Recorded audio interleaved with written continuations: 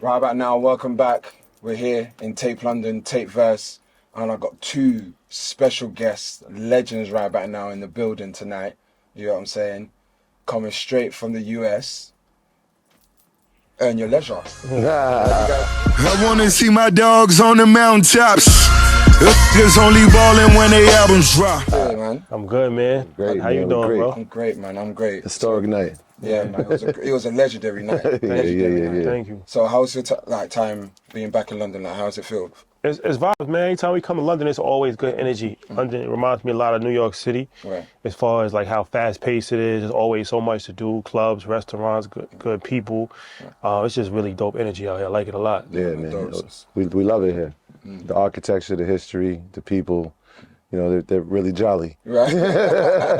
Jolly. Yeah, I love that. So compared it to the last time, because the first time you came here was last year, right? Yeah. So This year. No, this year, February. This year, February. Oh, it was this year? Yeah. Oh, crazy. So compare it that, because I remember last time it was like a roadblock. Yeah. Like from here to like McDonald's, like to Oxford Circus Station. Like, so how was that feeling, like seeing like the amount of people come out? It was dope, man, because last time it was obviously we didn't have enough room for everybody, so a lot of people couldn't get in. This time, everybody that wanted to come could come. So, we had a venue that was, big enough to fit all of the people that wanted to come. So just to be able to do something like that, one of the biggest venues that we've had so far, like, probably top 5 that we've done so far, and to do it in the UK. Is something that is special, because that's not easy to do. That's not easy to do anywhere, but especially in a different continent than where you come from. People is a whole different culture, and people have different cultures. So for us to come over here and have that level of pouring support is really dope for us, humbling for sure. That's dope. Yeah, I mean, you never know, right? It's like one of those things you put out information, you never can imagine how far it can go. And so when we pulled up to see that queue, it was like, oh, this is real. This is real. But it's important. I mean, it lets you know how hungry the people are, how ready they are for it. So you just got to come and deliver it. So that's why we came back to make sure we over delivered. Definitely superstars, man. You know what I'm saying? Like, rock stars, man. But congratulations on the event, like we just mentioned, like Royal Albert Hall. That's a huge big deal. You know what I'm saying? So like, tell us more about like that event and like what discussions were made. Yeah, I mean the event, as far as like putting it together, Yeah. shout out to the good folks at Tape, Hef, the whole team. They was real intricate like in helping us put that together. Right. And they had reached out to the Royal Albert Hall and kind of put the ball in motion. And then we've just been working with them ever since February, actually. Honestly, like ever since February, almost every week we've been in contact with them. And then leading up to this, it was like every single day. So it was a lot of work putting this together, man. It definitely wasn't something that was easy. So shout out to everybody that was involved in that process. My God, Jamal, Hef, Corinne, the whole team, man. But it was one of these things where they just saw the value and thought that it would be really good if we could do something in Royal Albert Hall. So we got it done in a short period of time. Yeah, man. It was amazing. Like, I'm not gonna lie, it was a bit life changing. You know what I'm saying? Yeah. Like, it was life That's changing. dope. I'm just like, damn, like I gotta fix up.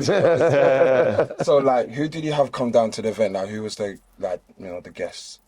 We had my boy 19 Keys. We had Wall Street Trapper. We had Ian Dunlap, Master Investor. We had MG the Mortgage Guy. We had Patricia Bright. We had Caleb Silver. Seb the Mortgage Guy, Tabidi Stevens. Yep.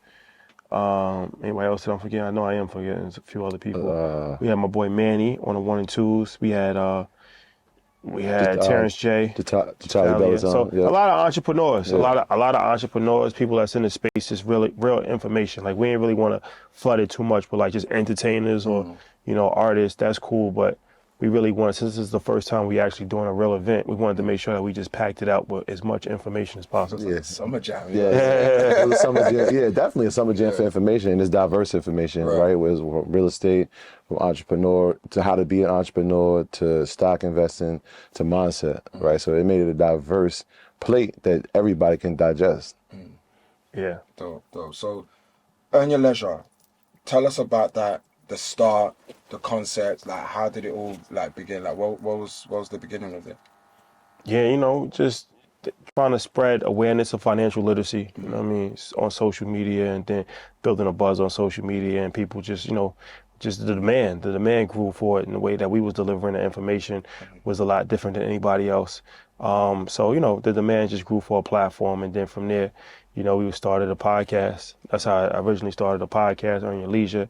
And then from there, that grew into what we have now, like a media company. We produce podcasts for other people, and, we do events, live events, different things of that nature. So, it started as a seed on social media as far as the name Earn Your Leisure. That's where it started on social media. Kind of just grew from there, and we are here now. That's dope. That's dope. That's it's inspiring. So what was life like before that? Like, what was you guys doing before that? So prior to all of this, I mean, we grew up together. Right. So we've always known each other. By trade, by career, I was a teacher. Oh, dope. Yeah, so I was in teaching in New York City for like 10 years. What part of New York? The Bronx. The Bronx. Yeah, born in the Bronx, taught in the Bronx. Yeah, so teaching there, and just realizing, like you said, there was a demand that wasn't being met. I was watching kids go to school every day and realizing that they weren't going to have anything. The things that they were learning weren't going to be applicable in their future. I just wanted to make a change. I started feeling like, yo, if I'm getting paid and they're not learning anything, I'm really just taking a check. And so, I was like, hey, let's figure out how to teach kids things that they're going to need in the future, financial literacy being one of those. And at the time, he was a financial advisor. He just started his career. I'm like, this is perfect. I'm in the teaching thing. You're doing financial advising. Let's combine it. Let's teach financial literacy. That's how I got birthed. Oh, that's dope. So when did you start seeing the effects that you guys were having on social media and everything else? Like, when do you actually see that moment, like, oh, like, this is what's happening now? Like, this is actually getting bigger than before it would be in, I don't know, in a short amount of time, or like, how was it? I think, right away, honestly, like, people really started gravitating towards it. People started, like, sharing it. A lot of clips started going viral on social media. So it started, the buzz really started on social media first. Even before the podcast, the buzz was building on social media from, like, probably 2017-ish, like towards the end of 2017, all the way through 2018. So by the time we started in 2019, we had a nice buzz. And then, when we started doing live events, that's when we really knew, like, because you never really know. People might like some social media, but they still might not really support you. Right. So, we started doing, like, free networking events. Did one in Brooklyn, did one in California.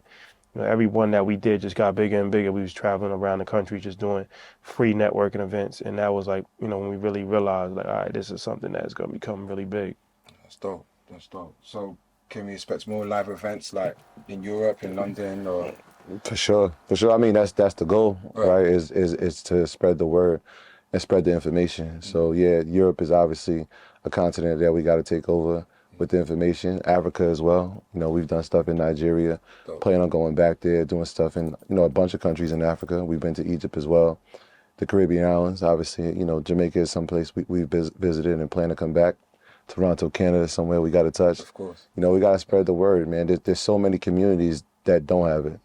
Right. So they're being deprived of the information, but if they get it, think about how they could thrive. And so, we know that the mission is very important, and that's why we call it the financial revolution. It's not really an American revolution or a European one. It's for the entire world. And so we're very cognizant of that. No, that's amazing. That's amazing. So more music-based questions. Yeah, let's do it. So, like, who you guys, like, currently listening to right now? And, like, is there any UK artists that you guys, like, messing with at the moment? Yeah, well, who I'm listening to right now, I like Lil Baby a lot. Yeah, man. I think, he's definitely the voice of the new school. Dope album as well. I listen to a lot of R&B music. Blast. Oh, yeah, Blast. I listen to his album a lot. I like his vibe. As far as the UK artist, the most popular one that's in America, that's popping right now in America, is Central C. Crazy, yeah. Like, the Doja record, right? Yeah, that's ringing off crazy. They play his song on the radio. Ringing off. Like, his song is in rotation in the radio in America. So he probably be the one. I wouldn't say I'm, like, listening to anybody from the UK, like, on a consistent basis, but I do appreciate the music, like Gigs, of course, Central C, Skepta. We was just at his show the other day, and he was playing some music I hadn't heard before, but it was dope. I was listening to him, like, I saw it. So those probably be the top 3 for me that I'm familiar with, at least, that I hear sometimes, but I got to get more into the UK scene because I know it's a lot going on. Though. You got the bass, Century, Skepta, like, Yeah. like you came out to gigs, the national You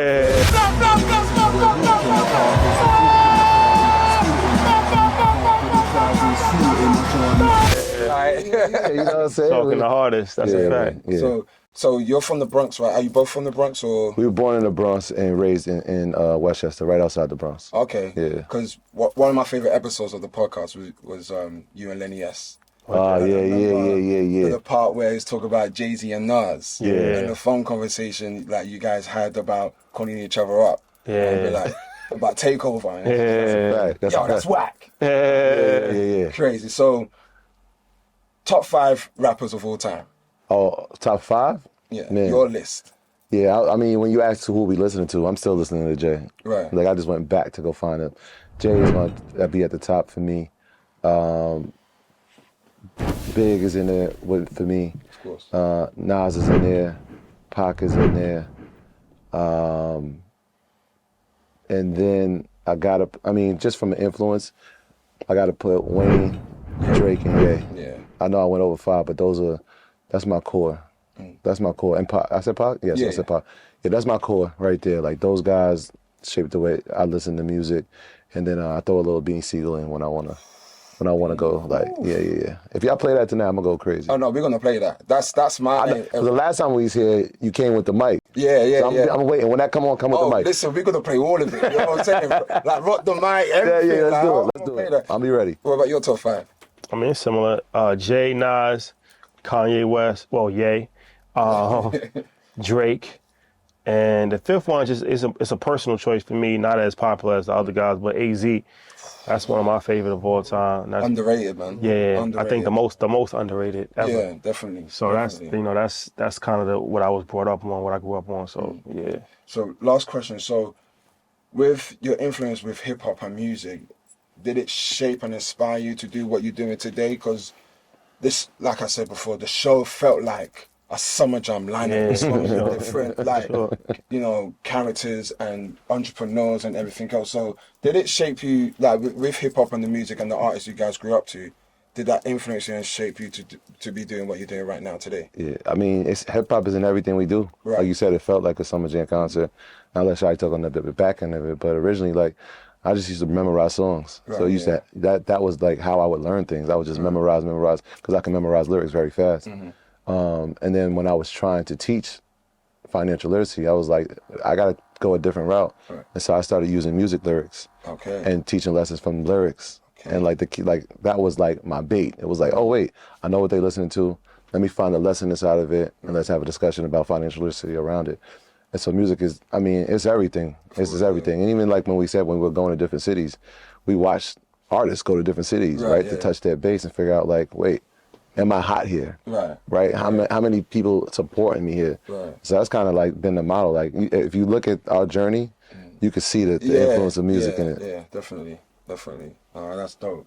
Well, like I said before, like tonight was like inspirational. I thank you guys for putting that on for us, because we definitely need that. Yeah. You know what I'm saying? How did it feel though, coming from like a London perspective, like seeing that all the people from here? Man, it's just, I can't really put in words. It's something that was needed, especially in this, today's climate with that, the government and change of prime ministers, and we're about to go into a recession and everything. And we need that inspiration. You know what I'm saying? And you guys definitely provided that with, bringing it to the Royal Albert Hall, and it was just amazing. So no, I thank you guys for that, man. And you guys are really, really doing a great, amazing job. So I want you guys to keep going, man. You know what I'm saying? We need it. We need it. No, I appreciate that. So one last question, one more.